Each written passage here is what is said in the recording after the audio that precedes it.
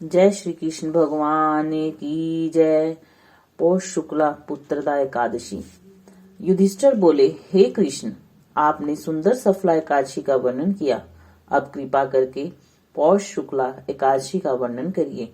उनका नाम और विधि क्या है? श्री कृष्ण बोले, हे राजन, लोगों के उपकार के लिए पौष शुक्ला एकादशी की विधि मैं कहूंगा।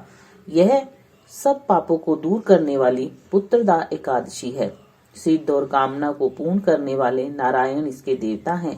पापों को हरने वाली कथा को मैं कहूंगा, ध्यान से सुनो। भद्रावती नाम की पुरी थी। वहां सुकेतु नाम का राजा था। उसकी चंपा नाम की रानी थी। बहुत दिनों तक यत्न करने के उपरांत भी पुत्र नहीं हुआ। इसी कारण राजा सुकेतुमान व रानी चंपा चिंता और शोक में मग्न रहते थे। वह मन में निराश हो गया।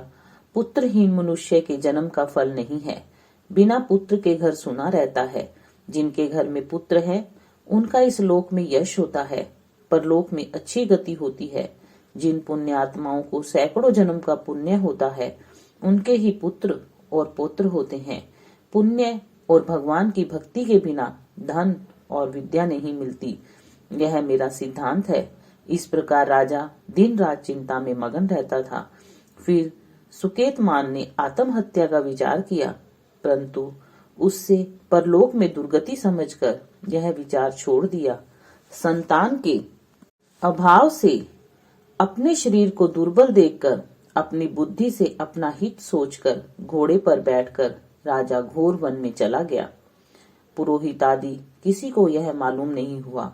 वन में इधर उधर भ्रमता हुआ चिंता करने लगा कि मैंने ऐसा कौन सा बुरा काम किया जिससे ऐसा दुख मिला। मैंने यज्ञ और पूजा से देवताओं को संतुष्ट किया, यह सब करने पर भी मुझको ऐसा कठिन दुख क्यों मिला? इस प्रकार सोचता हुआ राजा आगे वन में चला गया। आगे जाकर एक सुंदर सरोवर देखा, जिसके पास बहुत से मुनियों के आश्रम देखे और अच्छे शकुन होने लगे। राजा का दाहिना नेत्र और दाहिना हाथ फड़कने लगा। इन अंगों का फड़कना शुभ सूचक प्रतीत हुआ। राजा ने वहां बैठे सब मुनियों को अलग अलग दंडवत किया। वे मुनीश्वर भी प्रसन्न होकर बोले, हे राजन, आपकी क्या इच्छा है सो कहिए। राजा बोला, हे तपस्वियों, आप कौन हैं और आपका क्या नाम है? आप यहाँ किस लिए आए हैं सो कहिए। मुनि बोले, हम विश्वदेव हैं और स्नान करने के लिए आए हैं। माघ का महीना निकट आ रहा है। आज से 5वें दिन माघ लग जाएगा। आज पुत्रदा नाम की एकादशी है। हे राजन, पौष शुक्ला एकादशी पुत्र की इच्छा करने वालों को पुत्र देती है। तब राजा बोला, पुत्र उत्पन्न करने के लिए मैंने भी बड़ा प्रयत्न किया है। यदि आप प्रसन्न हैं तो मेरे लिए एक सुंदर पुत्र दीजिए। तब मुनीश्वर बोले, हे राजन, आज पुत्रदा नाम की प्रसिद्ध एकादशी है। आज ही इस उत्तम व्रत को करिए। हमारे आशीर्वाद से और भगवान की कृपा से आपको अवश्य ही पुत्र प्राप्त होगा। इस प्रकार उनकी आज्ञा से राजा ने पुत्रदा एकादशी का उत्तम व्रत किया।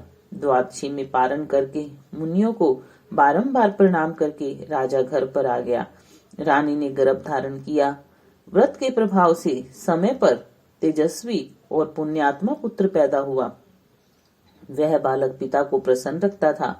फिर वह गद्दी पर बैठकर प्रजा का पालन करने लगा।